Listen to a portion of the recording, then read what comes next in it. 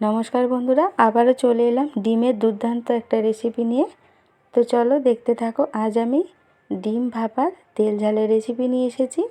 তো এখানে আমি 4টে ডিম নিয়েছি। তোমাদের কিন্তু পরিমাণ অনুযায়ী ডিমের পরিমাণটাও বাড়িয়ে নিতে পারো। তো এখানে 4টে ডিমের জন্য আমি সবজি নিয়েছি অল্প অল্প টমেটো, ক্যাপসিকাম, ধনেপাতা, কাঁচা লঙ্কা, পেঁয়াজ নিয়েছি, একদম ছোটো ছোটো করে কেটে নিয়েছি।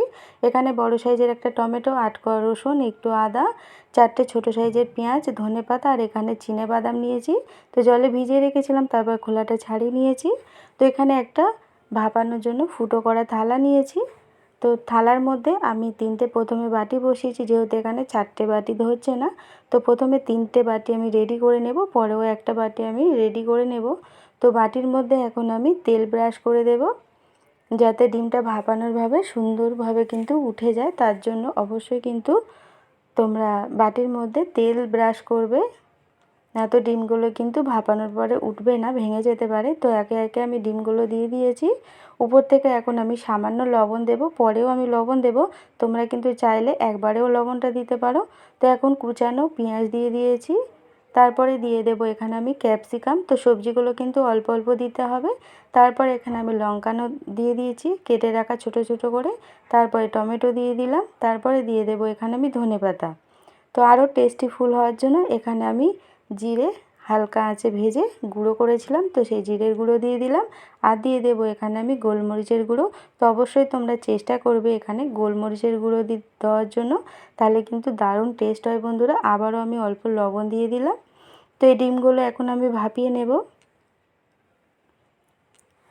এই রেসিপিটা কিন্তু দুর্দান্ত হয় বন্ধুরা, পোলাও, রুটি, পরোটা সব কিছুর সাথে ভালো লাগে, ভাতের সাথে।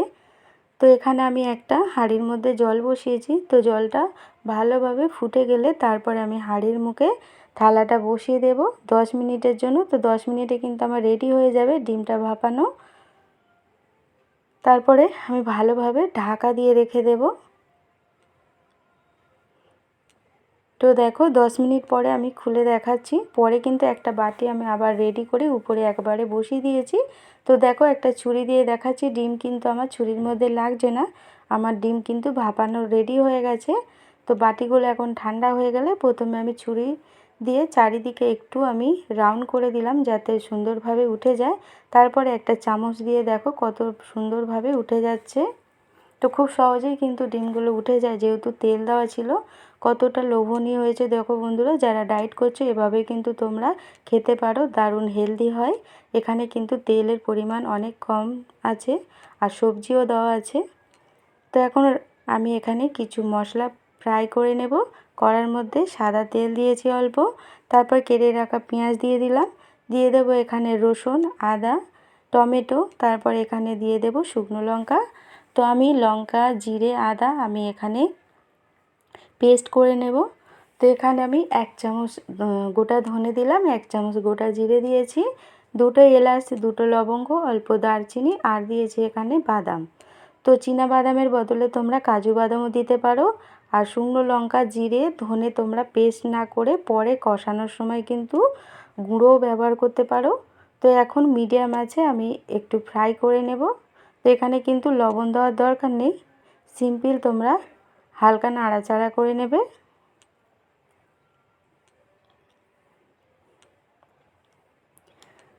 তো দেখো মিডিয়াম আছে আমি একটু হালকা ফ্রাই করে নিয়েছি।